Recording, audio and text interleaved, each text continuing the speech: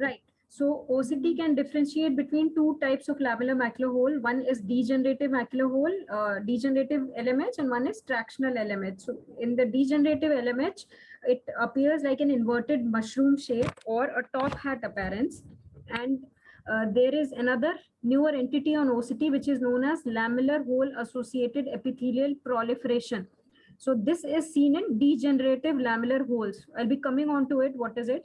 The second sort of lamellar hole is a tractional lamellar hole. So as the name suggests, it is because of some traction. So it is normally associated with some tractional membrane or an epiretinal membrane, and there is some intraretinal splitting, particularly in the outer plexiform layers. And here the configuration of the hole is like a mosaic appearance. So OCT can differentiate between these two types of lamellar holes. Then again, the OCT can differentiate between a pseudo hole and a lamellar hole. The lower picture is the lamellar hole, where I told you that it is sort of a top hat appearance or an inverted mushroom shape appearance. And the pseudo hole is whenever there is no true hole, but because of the pulling of the epiretinal membrane, clinically it appears like a hole. So the pseudo hole will always have steep configuration of the walls at the foveal contour. So, and there would be an epiretinal membrane. So then we came to this newer terminology, which is LHEP. So this is lamellar hole associated epithelial proliferation. So if you see here, this blue arrow, this shows one is it is epithelial proliferation. So it will grow on the surface of the retina, and it is seen in patients with degenerative type of lamellar macular hole. So it is thought to be because of migration of the glial cells from the lamellar hole on the surface of the retina.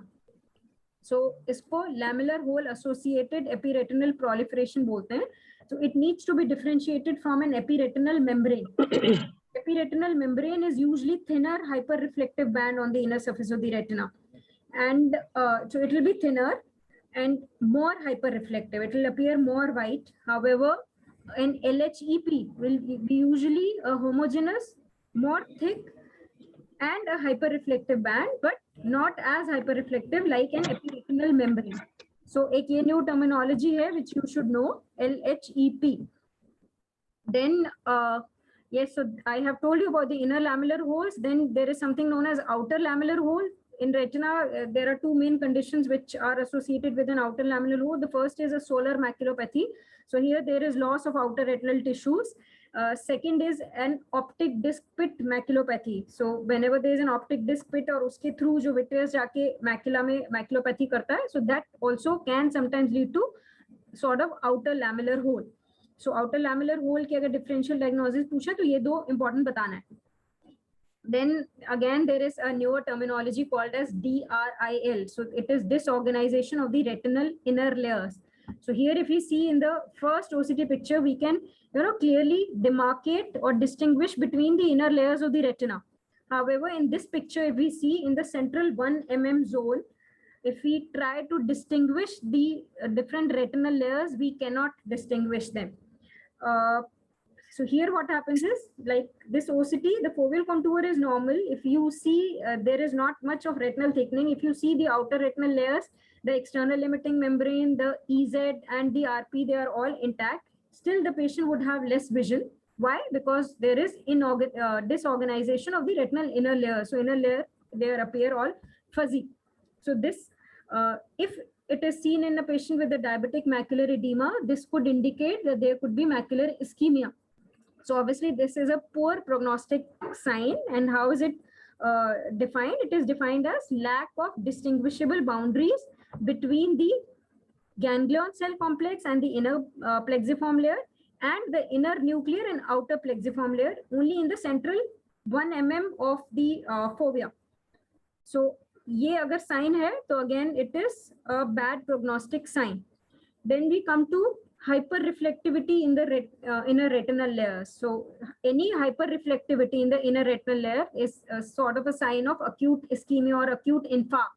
So whenever you see a patient with a central retinal artery occlusion, आपको inner retinal layers में hyperreflectivity मिलेगा. So because of this hyperreflectivity, the outer plexiform layer, it becomes very prominent. So here comes if you have a patient with central retinal vein occlusion and cystoid macular edema, but along with it, if you have inner retinal hyperreflectivity or a prominent outer plexiform line, then you should always consider that in addition to a central retinal vein occlusion, there is some arterial occlusion component also. So there is some ischemic infarct also. So here again, two new terms come. One is PAM, which is paracentral acute middle maculopathy, and the other one is AMN, which is acute macular neuropathy. So these are sort of microvascular infarcts. So main retinal artery में infarct नहीं होता है, but arterioles में या capillaries में infarct होता है. So normally these patients will, they are normally present with sudden onset of paracentral scotomas. If you do the vision is good. On a fundus examination, the fundus also appears to be near normal. But when you do an OCT, because patient ko scotoma ho raha hai, there is some problem. When you do an OCT, you see these hyperreflective lesions. So in PAM, since it is paracentral, you see it in the paracentral region. Since it is middle maculopathy, in the middle retina. So यहाँ पे ये जो characteristic hyperreflectivity होती है, it is sort of an infarct. It is above the outer plexiform layer. In AMN, again, the patient will present something in a similar manner, but आपको जो ये hyperreflectivity या infarct मिलता है, that is deeper to outer plexiform layer. So अगर वो outer plexiform layer से superficial है, then it is PAM. If it is deeper, then it is AMN. ये दो gross differences आपको पता होना चाहिए. So the PAM is basically because of ischemic infarct या insult of the superficial capillary plexus, and this AMN is because of ischemic insult of deep capillary plexus.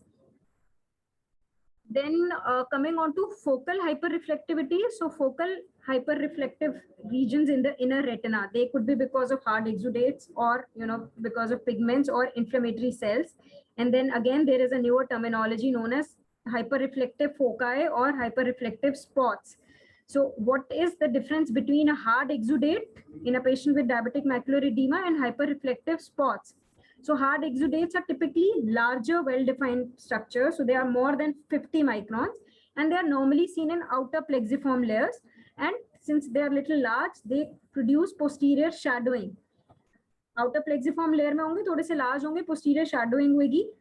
Hyperreflective foci or hyperreflective spots, on the other hand, they are smaller, so they are less than 50 microns in size. They can be present in virtually any layer of the retina. Inner retina में कहीं पे भी हो सकते हैं, and they don't cause any shadowing because they are smaller in size. So in a diabetic patient, in fact, even in a patient with ARMD, if you see such hyperreflective foci, large number of hyperreflective foci, it indicates that it is some inflammatory pathology. So a patient with DME, if you have large number of hyperreflective foci, that patient responds better to steroids rather than to anti-VEGFs. Then you come to hyporeflectivity in the inner retina. Again, it could be because of many things. One is, presence of clear fluid or well-defined cystic spaces, as in case of cystoid macular edema, which again can be because of various causes. It could be because of diabetic edema or retinal vascular occlusions. And these hyporeflective spaces could be because of splitting between the inner retinal layers, which is known as schisis. So this is a case of macular schisis or foveal schisis, which is seen in high myopia. So again, this is myopic tractional maculopathy in high myopia. So you see there is some traction. You see a posterior staphyloma, globe pura ka pura bada hua hai, and you see splitting. So an OCT can actually differentiate between schisis without any foveal detachment and a schisis, या अंदर schisis है with a foveal retinal detachment. So अगर foveal retinal detachment भी होगा, तो then you require a surgery. Then we come to the outer retina. So outer retina extends from external limiting membrane to the junction of RP Brooks membrane. Then outer retina mein, what are the things which you need to know? One is the continuity of the outer retinal layers. Importantly, the external limiting membrane and the ellipsoid zone. So in the first picture, if we see here, we see that external limiting membrane is okay, fairly well discernible, continuous hai, but if you see the second hyperreflective band, the ellipsoid zone, so ellipsoid zone is present here, but under the fovea it is all absent. So यहाँ से लेके यहाँ तक ellipsoid zone is all absent. So if the outer retinal layers show a loss or discontinuity, then it is again a poor prognostic sign in terms of vision. The second picture also here under the macular edema part, if you look at the outer retinal layers, so here you cannot trace the external limiting membrane. यहाँ normal retina के beneath external limiting membrane you can trace it, but यहाँ पर ये नहीं trace हो रही है. Then ellipsoid zone also cannot be traced. So this is again a sign of loss of ellipsoid zone and the external limiting membrane. So here this patient is a patient with macular edema. And even if you keep on treating this macular edema, the visual prognosis chances are less because of the disruption of the outer retinal layers.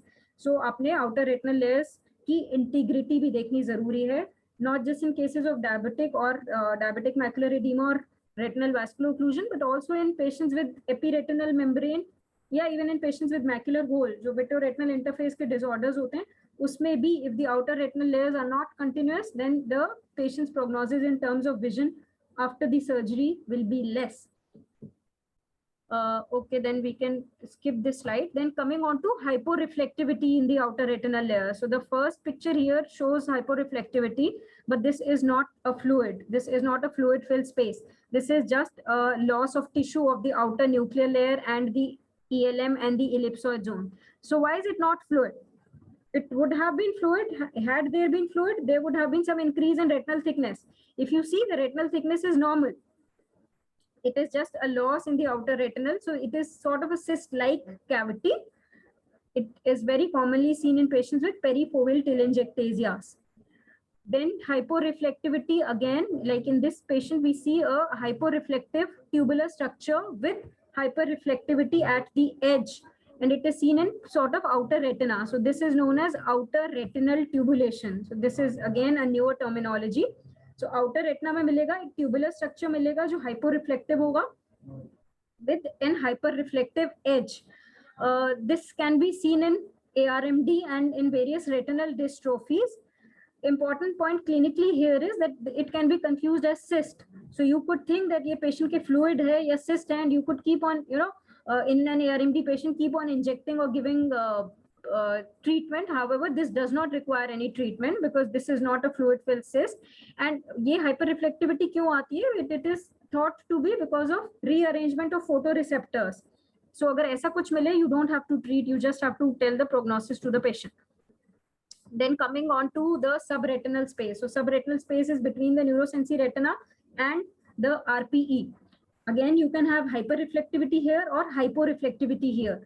So an OCT descriptive terminology for anything which is hyperreflective in the subretinal space is known as SHRM, or it is subretinal hyperreflective material. So whenever you see a hyperreflectivity under the neurosensory retina, you call it SHRM on OCT. Now it can be because of various causes. It can be hemorrhage, it can be a choroidal neovascular membrane, it could be because of fibrin or even a vitelliform deposit. So SHRM is not a diagnosis, it is just a OCT morphological description. So here in the first picture, we see a hyperreflectivity beneath the neurosensory retina and the RP. So this is a case of Best disease, और इसमें आपका ये vitelliform deposit ऐसा दिख रहा है. This is not a CNVM or not a hemorrhage. So again, this comes gets us to the point that whenever you are interpreting an OCT, you should have the clinical picture of the patient. Then in this second picture, in this subretinal space, we see a hyperreflectivity here. It is more likely because of hemorrhage. Then the third picture is sort of an inflammatory disease of the choroid, and here we see subretinal hyperreflectivity. So it can be because of fibrin. The fourth picture also, it shows a subretinal hyperreflectivity between the neurosensory retina and the RP. The RP here also is elevated because this is a case of choroidal osteoma. So कोई choroidal tumor है जो RP को elevate कर रहा है, but साथ में there is secondary CNV. So this is also a SHRM on OCT. So SHRM and OCT can be because of various causes, but yes, अगर OCT पे आपको मिलेगा, so you will say that this is called as a subretinal hyperreflective material. Then there can be hyporeflectivity in the subretinal space. So the first picture shows hyporeflectivity. So if you are asked a diagnosis, don't just jump into this is a CSR. Yes, most likely it is a CSR, but it could be some other diseases also. For example, say if a patient has had scleral buckling surgery and there is some persistent fluid in the retina, so you should always do an indirect ophthalmoscopy or a clinical examination. Then there could be a peripheral tumor which is leaking fluid into the retina, or it could be, you know, a choroidal pathology which is leaking fluid in the retina, for example, VKH. So this picture can be seen in various disorders. So आपने सीधा diagnosis पे नहीं आना है, आपने just बताना है OCT पे क्या दिख रहा है. Similarly, in the picture on the right side, you again see hyporeflective space between the neurosensory retina and the RP. But if you see clearly, you see a thickened hyaloid here, a thickened hyaloid here. So this is a case of tractional retinal detachment. The hyaloid is pulling on the retina and retina has detached. So basically, ये pictures का meaning यही है कि just don't, you know, conclude to a diagnosis. Then coming on to diabetic macular edema, yes, this is important. An OCT in diabetic macular edema can show 5 pictures. So one is your cystoid macular edema, where you will have predominantly fluid-filled cysts and increased retinal thickness. If the retinal thickness is increased, but you don't see much cyst, then we call it spongiform or sponge-like retinal edema. Then there could be a tractional component to the edema. So we see that there is sort of vitreomacular traction with hard exudates and with edema. So this is a tractional edema. And then there could be subfoveal serous retinal detachment, and there is another entity known as taut thickened posterior hyaloid.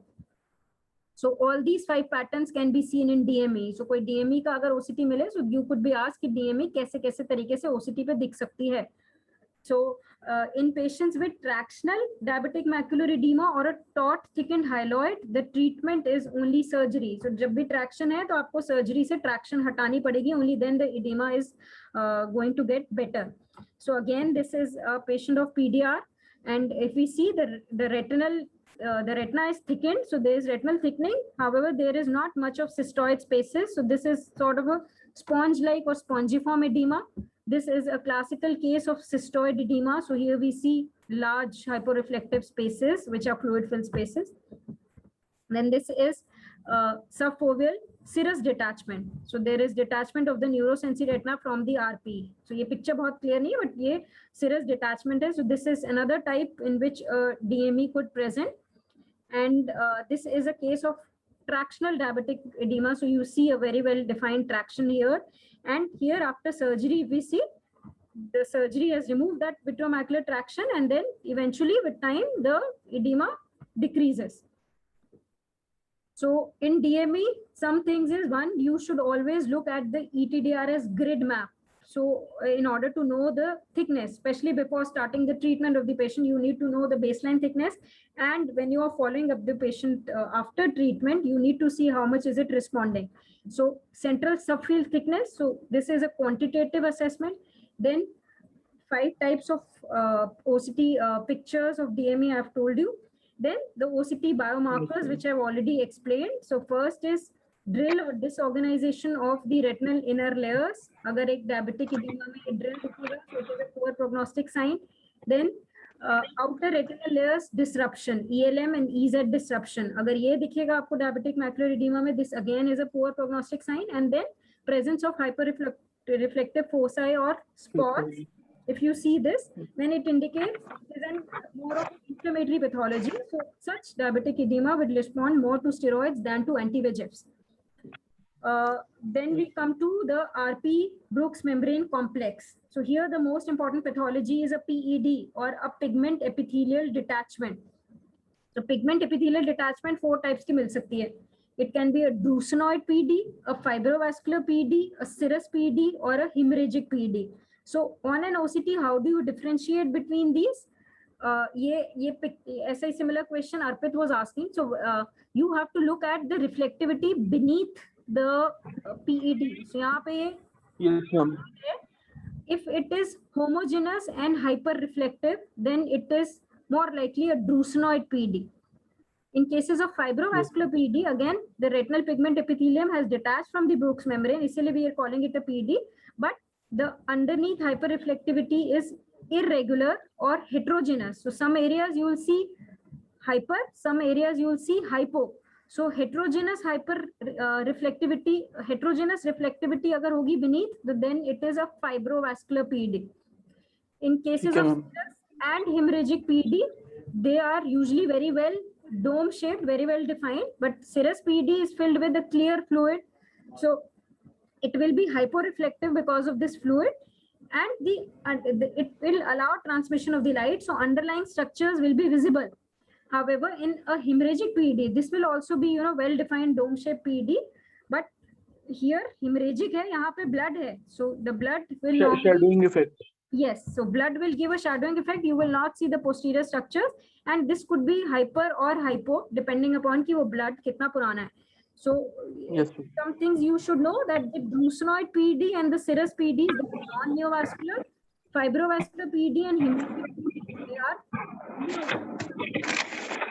Then there is another new terminology known as a double layer sign. So what is a double layer sign? If you look at the RP, there is a shallow pigment epithelial detachment. The RPE has on the Bruch's membrane with a hyperreflectivity underneath. So इसको double layer sign बोलते हैं. ये जो hyperreflectivity होती है, it basically denotes that there is some neovascularization. So there is some neovascular complex beneath it. ये double layer sign पता होना चाहिए आपको. Then coming on to choroidal neovascular membrane, we know that there are 3 types of CNVMs. Type 1 CNVM is which is beneath the RPE, so it is also known as occult CNVM. So here in the OCT picture, we see the RPE is elevated and we see the hyperreflectivity predominantly beneath the RPE.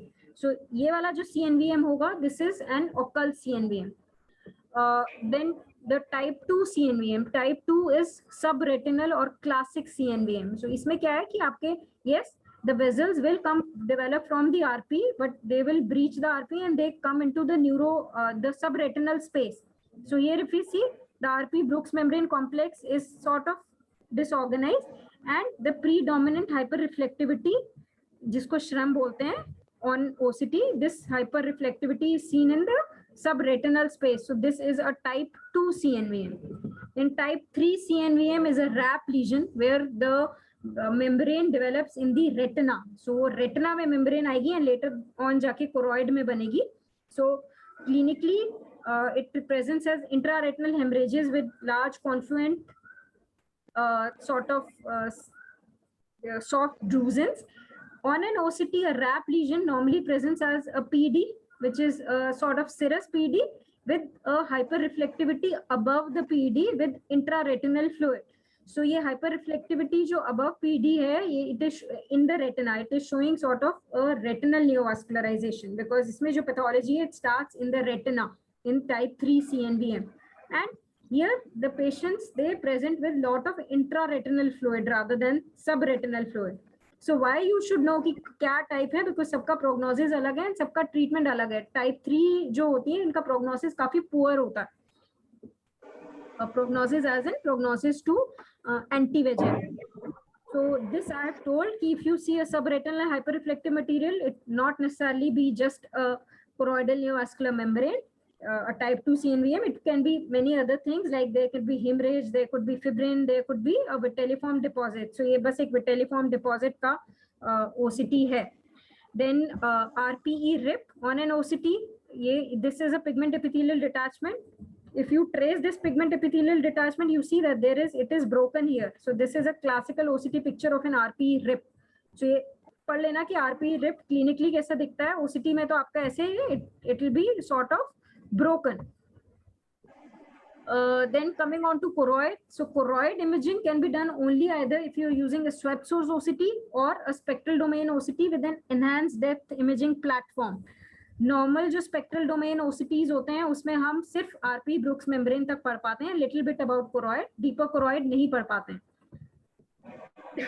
So again in the choroid you should know what is pachychoroid. So pachychoroid is again a relatively newer term. Pachy means thickened, choroid means thickened choroid.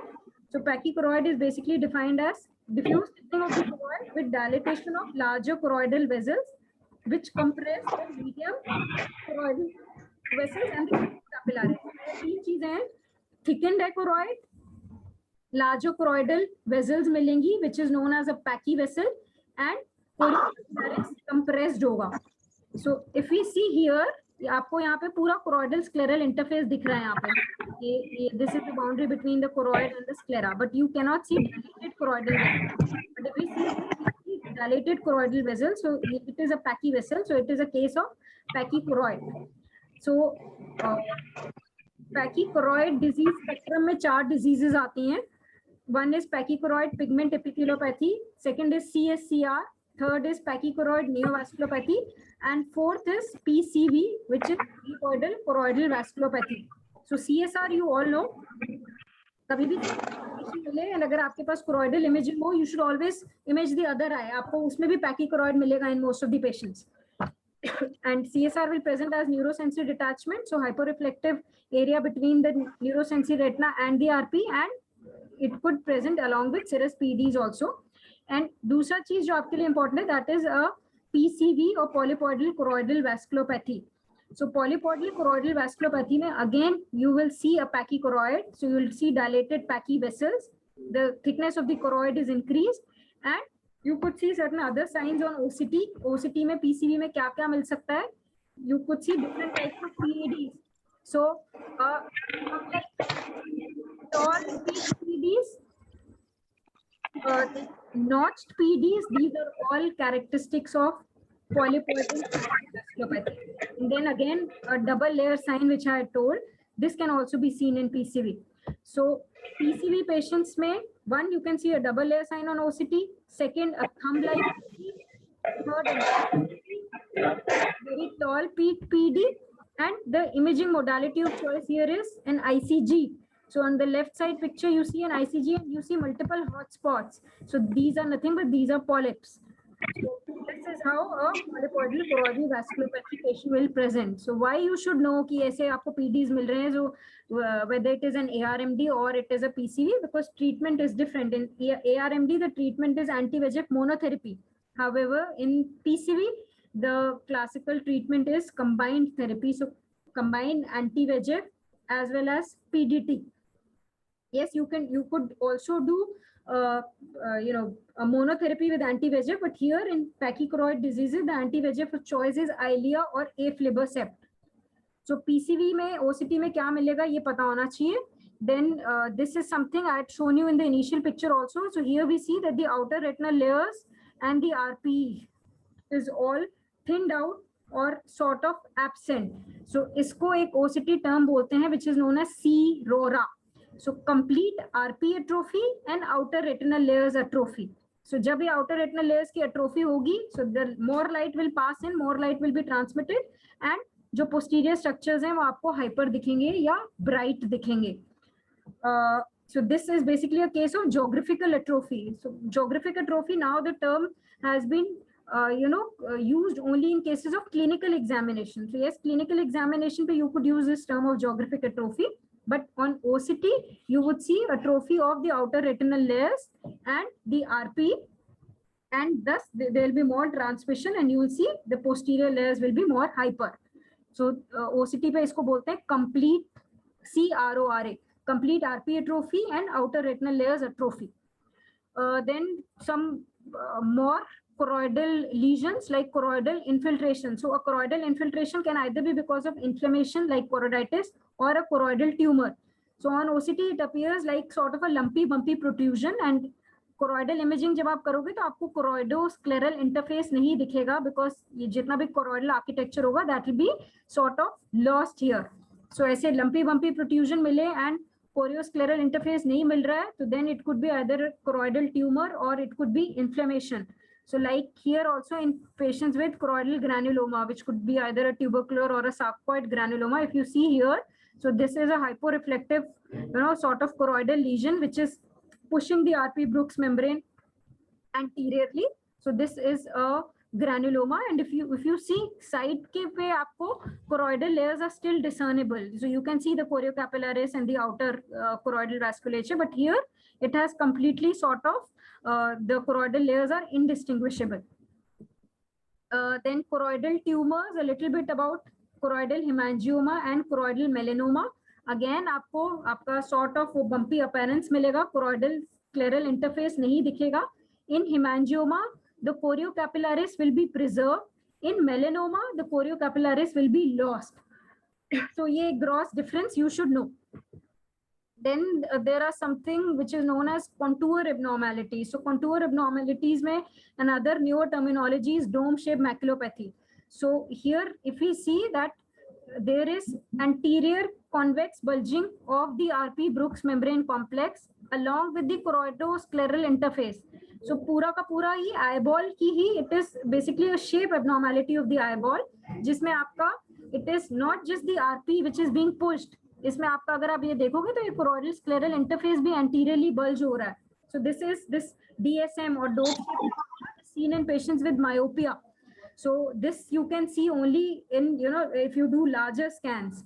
So ये dome shaped macula आपको पता होना चाहिए. This can sometimes present with some sort of subretinal fluid. This can also present with a choroidal neovascular membrane. And अगर choroidal neovascular membrane है, तो then the treatment becomes obviously different. You will have to give anti-VEGF injections. Then another contour abnormality, as we all know, is posterior staphyloma. This is again seen in high myope. So there is excavation of the globe. So excavation of the entire eye wall. So excavation of the sclera, the choroid, and the retina also follows. Then another thing is FCE or focal choroidal excavation. So here, if we see, so it is just a focal area which is sort of excavating or, you know, going out, and this is involving only the choroid junction. The sclera would be normal. So this is a focal choroidal excavation, and it is of two types. It can either be conforming or non-conforming. Conforming वाले में जो retinal layers होते हैं, they conform to this FCE. So retinal layers also follow this focal choroidal excavation. Non-conforming में the retinal layers, they do not conform to this contour abnormality. So it could be, you know, misinterpreted as some fluid. However, it is not fluid. The retinal layers are not following this focal choroidal excavation.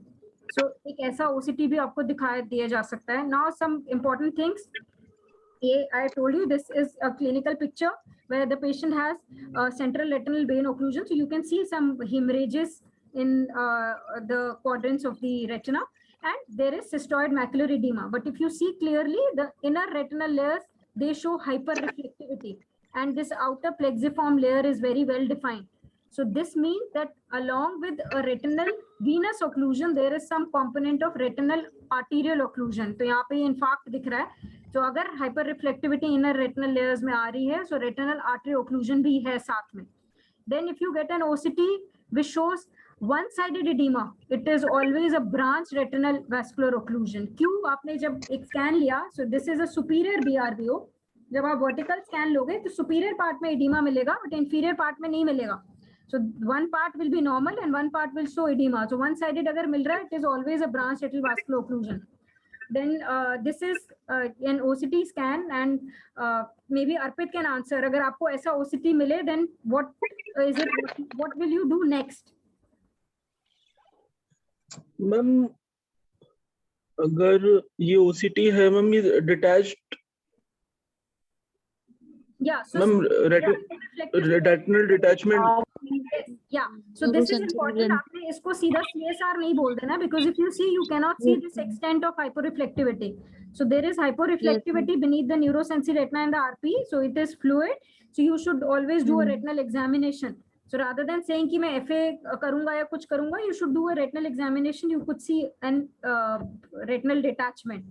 Then supposedly you get a picture like this. अब हमने ये एक ही जगह से scan लिया है. So this, you know, on an OCT, this appears like a very classical case of cystoid macular edema.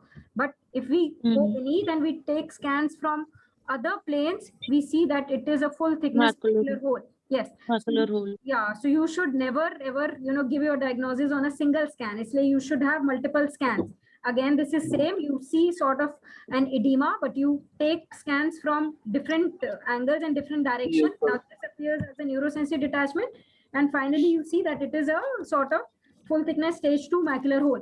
Why stage 2? Because यहाँ पर अभी posterior vitreous cortex attached to, yes, operculum, and it is attached to one edge of the macular hole. So yes, OCT, you should always, you know, describe it. You should go layer by layer. You should always describe the location. You should then talk about the form and the structure. And if you see any anomalous structures, and you should, about that anomalous structure, you should tell whether it is hypo or hyper reflective.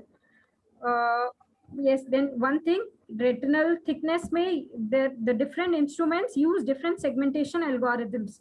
So जो आपका स्ट्रेटस या time domain OCT था, उसमें retinal thickness measure करते हैं from the internal limiting membrane to the ISOS junction. In serous OCT, which we have here retinal thickness is measured from ILM to the anterior edge of RPE. However, in spectralis, the thickness is measured from ILM to posterior edge of RPE. So for a single patient, maximum thickness आपको spectralis में मिलेगी. So spectralis में normally cutoff 320 लेते हैं, serous में normally cutoff 300 लेते हैं. और I think जो time domain था उसमें 250 cutoff लेते हैं of a normal retinal thickness. So summary is, you should always assess layer by layer. You should never jump on a diagnosis, and you should have a background clinical information to be